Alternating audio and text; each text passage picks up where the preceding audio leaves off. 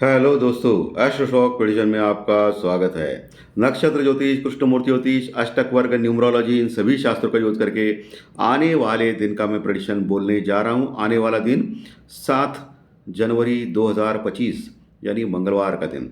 इस दिन as per financial astrology क्या हो सकता है, ये जानने की कोशिश करेंगे। ओम श्री गणेशाय नमः।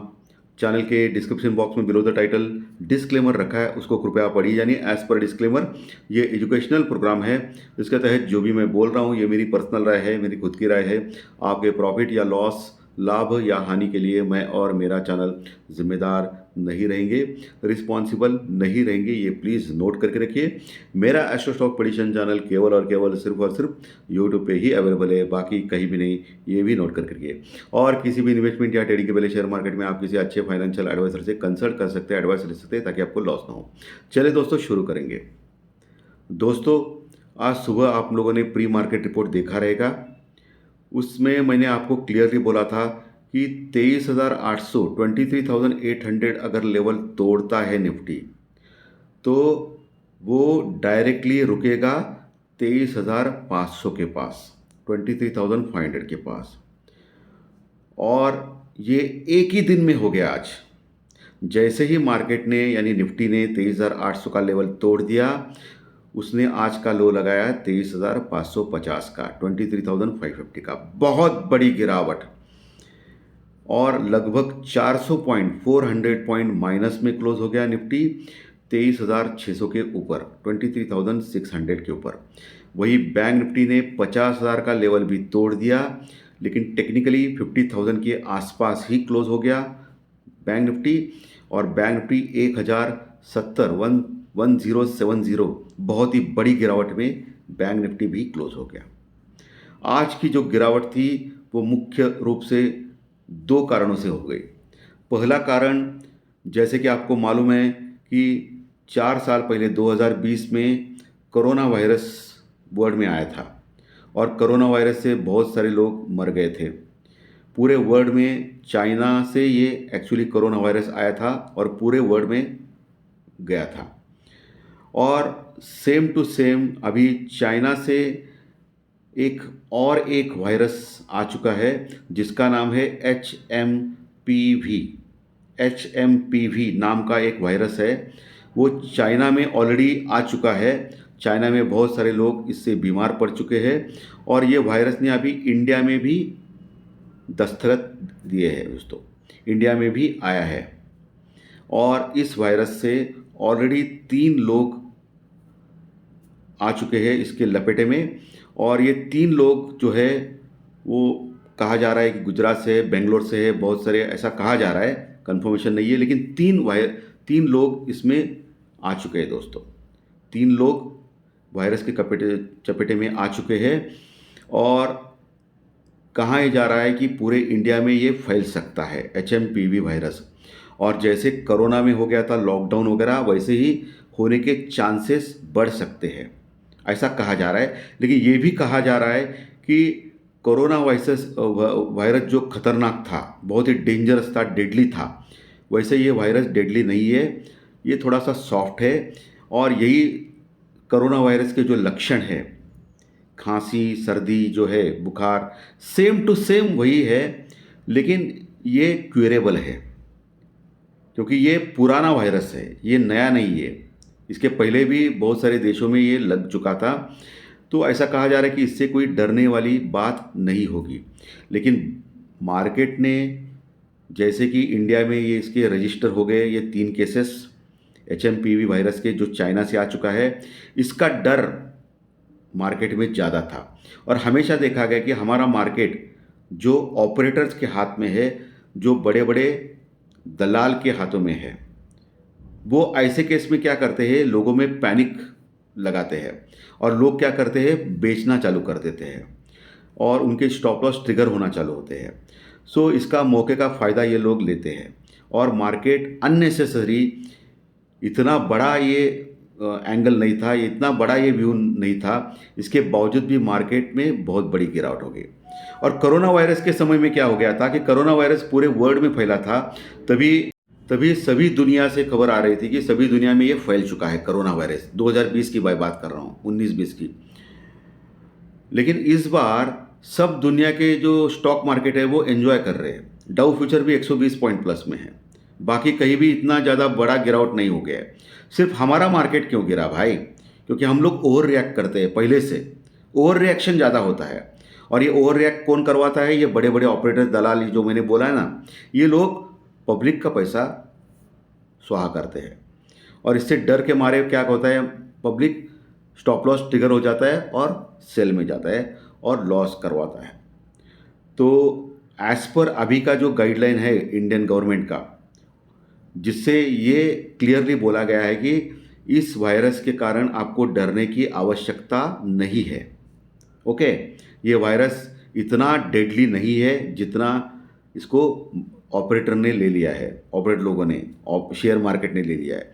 सो ये वायरस से कोई डरने वाली बात नहीं है। लेकिन हमारा मार्केट ने आज ओवर रिएक्शन दिया और मार्केट बहुत बुरी तरह गिर गया। और इम्पोर्टेंट लेवल अगर टूटता है ना दोस्तों, ऊपर का हो या नीचे का हो, तब मार्केट में ब्रेकडाउन या ऊपर का शॉर्ट कवरिंग रैली आती है। हमेशा देखा गया इंपॉर्टेंट लेवल था, मैंने आपको प्री मार्केट रिपोर्ट में समझाया था, 23,800 का नीचे और 24,200 का ऊपर। जैसे ही लेवल टूट जाएगा तब 24,500 इमीडिएटली आएगा और 24,200 तोड़ने के बाद 24,500 इमीडिएटली आएगा। ये मैंने क्लियर कट आपको बोला था। आज सुबह प्री मार्केट रिपोर्ट फिर से देख सकते हैं और वही हो गया। 24,800 का लेवल टूटने के बाद 24,550 तक निफ्टी गया दोस्तों। तो इस वायरस से डरने वाली बात नहीं है, लेकिन कॉशन तो लेना है आपको। ओके, भीड़ भाड़ एरिया में नहीं जाना है आपको, कॉशन लेना है। बाकी के मास्क वगैरह यूज़ किया तो बहुत बड़ी बात है, अच्छी बात है। सो इतनी डरने वाली बात नहीं है। ऐसा कुछ अभी इमीडिएटली लॉकडाउन टूटा ऐसा कुछ नहीं है। तो डरने वाली बात तो बिल्कुल अभी दिखती नहीं है दोस्तों, एट प्रेजेंट। बाकी कल क्या होगा ये अलग बात है। और दूसरी चीज़ जो मार्केट को आज परेशान कर रही थी, दूसरी चीज़ भी एक थी जिससे मार्केट का निगेटिव रिएक्शन था। कौन सी? बैंकों के क्वार्टर 3 अपडेट्स आने लगे हैं, जिसमें पीएसयू बैंक के क्वार्टर 3 अपडेट्स खराब थे और HDFC bank, IndusInd bank, Kotak Mahindra bank जैसे बड़े बड़े जो दिग्गज बैंक थे, उनके जो क्वार्टर 3 अपडेट्स थे, क्वार्टर 3 अपडेट्स यानी क्या कि एफडी, फिक्स डिपॉजिट की जो है अभी प्रेजेंट में क्या सिचुएशन है, या ग्रोथ, उनके जो अपडेट थे वो खराब थे दोस्तों। यानी एज पर एक्सपेक्टेशन के अनुसार नहीं थे और उसके कारण आज बैंकों की धुलाई कर दी गई। बैंक ज़्यादा गिरे, प्राइवेट बैंक और पीएसयू बैंक दोनों बैंक ज़्यादा गिरे, दोनों सेक्टर ज़्यादा गिरे, दोनों बैंक नहीं, दोनों सेक्टर ज़्यादा गिरे, पीएसयू बैंक और प्राइवेट बैंक, सेक्टर बैंक। और ये भी एक निगेटिव न्यूज़ थी। तीसरी चीज़, आईटी के स्टॉक्स अच्छे कर रहे थे इसलिए बड़ी गिरावट नहीं हुई। अगर आईटी के स्टॉक्स अगर ज़्यादा गिरते थे तो मार्केट लगभग 700-800 पॉइंट भी गिरने का चांस ज़्यादा था। लेकिन इन्फोसिस, टीसीएस ये ज़्यादा गिरे नहीं है, फ्लैटिश रहे और इसके लिए मार्केट थोड़ा ठीक ठाक था। प्लस जैसे कि ये कोरोना वायरस में जैसे फार्मा सेक्टर ज़्यादा चला था, इस बार भी एचएमपीवी का जो ये वायरस का ये जो न्यूज़ आ गया उसमें अभी फार्मा सेक्टर चलने लगा है। सो आज फार्मा सेक्टर भी ठीक ठाक किया दोस्तों। तो फार्मा सेक्टर्स और आईटी के स्टॉक्स के कारण मार्केट ज़्यादा गिरा नहीं है। ओके, और ये भी एक बाकी के जो निगेटिव जो न्यूज़ थी कि बैंकों के जो क्वार्टर 3 रिजल्ट्स जो आने वाले हैं, ओके, आईटी के स्टॉक्स के रिजल्ट आने वाले हैं, आईटी के क्षेत्र के दिग्गज कंपनियों के, उसका भी एक दबाव था कि माना जा रहा है कि इस बार क्वार्टर 3 रिजल्ट्स सभी सेक्टर्स के सिर्फ आईटी के सेक्टर छोड़ के खराब हो सकते हैं। और बैंकों के ऑलरेडी ये अपडेट जो दिखा रहे हैं कि Q3 रिजल्ट उनके खराब हो सकते हैं, इसलिए एचडीएफसी बैंक बहुत ज़्यादा गिरा दोस्तों। तो ये सब कुछ चीज़ें थी जो कुल मिला के आ गई आज के दिन और मार्केट में ये रिएक्शन दिया गया। हमारा जो प्रेडिक्शन था उसके अनुसार मार्केट में नीचे लेवल तो जाने वाला था, लेकिन नीचे से एक बाउंस बैक आना चाहिए था। बीच में बाउंस बैक भी आ गया, वैसे 200 पॉइंट का निफ्टी में बड़ा बाउंस बैक आ गया था, लेकिन वो सस्टेन नहीं हो पाया और मार्केट फिर से ऊपर से नीचे आ गया। सो नीचे से जो बाउंस बैक का जो हमारा प्रेडिक्शन था, जो सस्टेनेबल बाउंस बैक का, वो तो गलत निकला। लेकिन बीच में बाउंस बैक अच्छा आ गया था और जैसे ही बाउंस बैक आ गया वैसे आपको बेच के निकलना था, क्योंकि सबसे इम्पोर्टेंट क्या है कि बेच के निकलना, ये सबसे इम्पोर्टेंट चीज़ है।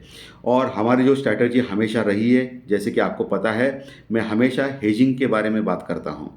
और जिन्होंने भी आज हेजिंग किया रहेगा निफ्टी या बैंक निफ्टी या सेंसेक्स में, उनको ज़बरदस्त प्रॉफिट हुआ रहेगा, उसमें कोई संशय नहीं है दोस्तों। तो चलिए अभी कौन से लेवल्स इंपॉर्टेंट है इसके बारे में हम लोग डिस्कस करेंगे। सो नीचे अभी 24,500 का लेवल बहुत इंपॉर्टेंट है निफ्टी में।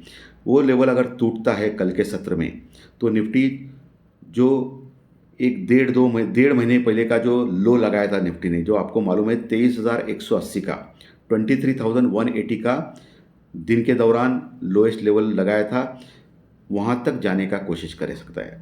23,200 लगभग, आप एक राउंड फिगर मानेंगे 23,200 250 तक, वहाँ तक जाने की कोशिश कर सकता है निफ्टी, अगर 23,500 ब्रेक होता है तो, और टिकता है नीचे तो। और ऊपर अभी रेजिस्टेंस ही रेजिस्टेंस है। आज ज़बरदस्त कॉल राइटिंग हो गई है हर स्तर पे ऊपर। और अभी इम्पॉर्टेंट रेजिस्टेंस जो है वो 23,750 से लेकर 23,850, ये जो एरिया है वो बहुत बड़ा रेजिस्टेंस रुकावट बन चुका है अभी निफ्टी के लिए, ऊपर के लेवल पे, जहां करोड़ों में कॉन्ट्रैक्ट जुड़ चुके हैं दोस्तों, 23,600 से लेकर 23,800 900 तक। और 24,000 तो बहुत बड़ा रेजिस्टेंस रुकावट बन चुका है। आज के दिन ही यानी कल, यानी शुक्रवार के सत्र में 24,000 के लेवल पे था निफ्टी, और आज वो 24,000 का लेवल बहुत बड़ा रेजिस्टेंस रिकॉर्ड बन चुका है। यानी मोटा मोटी मान ले तो अभी करोड़ों में कॉन्ट्रैक्ट जुड़ चुके हैं, ऊपर कॉल राइटर जुड़ चुके हैं, जो इतनी आसानी से मार्केट को ऊपर जाने नहीं देंगे। लेकिन किंतु परंतु ये भी आपको ध्यान में रखना है कि ये वायरस का अगर न्यूज़ अगर अच्छे में कन्वर्ट होना चालू हो जाएगा, अगर इंडियन गवर्नमेंट आए बोलेगा कि ये कंट्रोल में है, कोई प्रॉब्लम नहीं है, और बाकी के सभी न्यूज़ चाइना में अगर जो ये हो गया है, इससे भी एक अच्छा न्यूज़ आने लगेगा, तो बड़ी शॉर्ट कवरिंग रैली भी कभी भी आ सकती है, ध्यान में रखना है। क्योंकि मार्केट अभी ओवरसोल्ड एरिया में है। निफ्टी का पुट कॉल रेशो मात्र 0.56 के पास है, जो ओवरसोल्ड है। एक बड़ा शॉर्ट कवरिंग रैली कभी भी आ सकती है मार्केट में, ये ध्यान में रखना है। लेकिन वो टिकेगा या नहीं ये अलग बात है। लेकिन बहुत बड़ी शॉर्ट कवरिंग रैली ड्यू है मार्केट में, जो कल के सत्र में आ सकती है। ये भी एज पर टेक्निकल मैं क्लियरली बोल रहा हूँ, क्योंकि पुट कॉल रेशो ओवरसोल्ड आसपास है निफ्टी और बैंक निफ्टी दोनों के दोस्तों। सो कल अगर ये शॉर्ट कवरिंग रैली आ गई, बड़ी तेजी आ गई, तो उसमें आपको निकलना है, बाहर जाना है। ओके, अगर ये रैली 24,000 के ऊपर जा सकती है, तो फिर एक बड़ी शॉर्ट कवरिंग रैली फिर से आ सकती है, जो 24,200 250 तक भी लेके जा सकती है निफ्टी को। ये आपको ध्यान में रखना है, ये भी बोलना मेरा परम कर्तव्य है, परम फर्ज है दोस्तों। क्योंकि मार्केट ओवरसोल्ड में एरिया में है। लेकिन ये सेल ऑन राइज का मार्केट फिर से लग रहा है। 24,000 का लेवल जब तक तोड़ता नहीं, तब तक ये सेल ऑन राइज का मार्केट रह सकता है निफ्टी में दोस्तों। ये आपको ध्यान में रखना है कल के लिए, ये मैं क्लियरली बोल रहा हूँ, ठीक है। तो फंसे हुए जो लोग हैं वो निकलने की कोशिश कर सकते हैं, फिर मार्केट फिर सेलिंग प्रेशर में आ सकता है कल के सत्र में। तो ऊपर के लेवल्स मैंने बोल दिया निफ्टी में। बैंक निफ्टी बेहद कमज़ोर है, बहुत ही ख़राब चार्ट हो चुका है बैंक निफ्टी में। अगर 50,000 के नीचे अगर लगातार दूसरा दिन कल क्लोज करेगा मार्केट बैंक निफ्टी, तो बैंक निफ्टी के में 48,000 का लेवल भी दिख पाएगा दोस्तों। जी हाँ, मैं क्लियर बोल रहा हूँ, 48,000 का लेवल भी आने के चांसेस बहुत ज़्यादा है बैंक निफ्टी में, अगर कल भी 50,000 के नीचे क्लोज होता है तो बैंक निफ्टी में दोस्तों। सो कल मेक और ब्रेक देने हैं। कल इक्का 50,000 के नीचे जो आ गया है, लगभग 1,070 पॉइंट डाउन, तो कल 50,500 के आसपास एक बड़ा रजिस्टेंस रुकावट लेवल है। उसके ऊपर 51,000 डायरेक्ट लेवल है। दो ही लेवल दे रहा हूँ मैं कल के। 51,000 के पास भी रजिस्टेंस है, कॉल राइटर्स है, 50,500 के पास भी है। अभी जो क्लोजिंग लेवल है बैंक निफ्टी की, लगभग 50,000 के पास क्लोज हो गया है, 50,000 के पास बैंक निफ्टी। नीचे 49,500 का एक स्ट्रॉन्ग सपोर्ट, या 49,000 के आसपास भी अच्छा सपोर्ट है बैंक निफ्टी में। ओके, और ऊपर दोस्तों 50,250 से लेकर 50,350 एक रेजिस्टेंस लेवल है, रुकावट लेवल है बैंक निफ्टी में। उसके ऊपर 50,500 ये एक रेजिस्टेंस रुकावट है, ये आप ध्यान में रखिए मोटा मोटी। बाकी कल सुबह प्री मार्केट रिपोर्ट में 7 बजे जो मैं प्रस्तुत करता हूँ, उस समय आपको इस बारे में क्लियरली आपको मैं बताऊँगा, चिंता मत कीजिए। चलिए अभी कल का ज्योतिष शास्त्र प्रेडिक्शन क्या वो बोल रहा है। कल है 7 तारीख, 7 तारीख, ये केतु देव का अंक है। कल है वार मंगलवार, मंगल और केतु खराब है मार्केट के लिए। सुबह 9:15 बजे एज पर कृष्णमूर्ति ज्योतिष चार्ट केपी चार्ट मकर लग्न की कुंडली है और चंद्रमा दिखेंगे आपको मीन राशि में, यानी बृहस्पति गुरुदेव के राशि में। उनका नक्षत्र है रेवती नक्षत्र। रेवती नक्षत्र का स्वामी बुधदेव है, जो ऑलरेडी धनु राशि में अपनी शत्रु राशि में विराजित है, लेकिन बृहस्पति गुरु के राशि में है। नक्षत्र सब लॉर्ड यानी उपनक्षत्र स्वामी एज पर केपी चार्ट, उसके योग नक्षत्र लॉर्ड और चंद्रमा के साथ देखने के बाद अष्टक वर्ग के पॉइंट कैलकुलेट करने के बाद मुझे लग रहा है कि कल का मार्केट में ज़्यादा निगेटिविटी रह सकती है, मंदा ज़्यादा मार्केट रह सकता है। लेकिन इसमें आपको टेक्निकल को भी ऐड करना ज़रूरी है। टेक्निकल क्या बोल रहा है? ओवरसोल्ड मार्केट है, यानी एक शॉर्ट कवरिंग रैली आ सकती है मार्केट में। तो शॉर्ट कवरिंग रैली आने के बाद आपको ऊपर से सेलिंग भी आएगी, प्रॉफिट बुकिंग भी होगी। ये आपको क्लियर कट, यानी मैं बोल रहा हूँ कल का जो ज्योतिष शास्त्र प्रेडिक्शन के अनुसार कल मार्केट मुझे मंदा लग रहा है, निगेटिव लग रहा है, लेकिन टेक्निकल की बातें भी भूलना नहीं है आपको। यानी मार्केट शॉर्ट कवरिंग रैली से ऊपर आ सकता है, लेकिन ऊपर से फिर नीचे आ सकता है। क्योंकि ये मैं क्यों बोल रहा हूँ? क्योंकि अभी जो गिफ्ट निफ्टी दिखा रहा है वो लगभग 80 पॉइंट प्लस में दिखा रहा है। कितना? 80 पॉइंट प्लस में दिखा रहा है। डाउ फ्यूचर 120 पॉइंट प्लस में दिखा रहा है। यानी सभी जगह हरियाली तेजी दिख रही है। और कोई भी आंख बंद करके एस्ट्रोलॉजर हो या टेक्निकल डाटा वाला हो, वो बोलेगा कि कल मार्केट तेज रहेगा। मैं भी बोल सकता था, लेकिन मैं हमेशा क्या बोलता हूँ, जो मुझे दिखता है वही मैं बोलता हूँ, गलत कुछ नहीं बोलूँगा। और प्रेडिक्शन गलत भी आ गए तो भी मैं एक आम इंसान हूँ, मेरे से भी गलती हो सकती है, लेकिन झूठ मूठ का डाउ फ्यूचर या गिफ्ट निफ्टी देख के मैं कभी अपना प्रेडिक्शन नहीं देता हूँ। मुझे क्लियर कट लग रहा है कि कल निगेटिविटी या मंदापन ज़्यादा रह सकता है, लेकिन एज पर टेक्निकल बाउंस बैक मिलेगा मार्केट में। मार्केट ऊपर से हल्का हो सकता है, प्रॉफिट बुकिंग आ सकती है, नीचे आ सकता है। ये आपको ध्यान में रखना है। चंद्र राशि के अनुसार आपका कल का दिन कैसा जा सकता है, इसके बारे में डिस्कस करेंगे।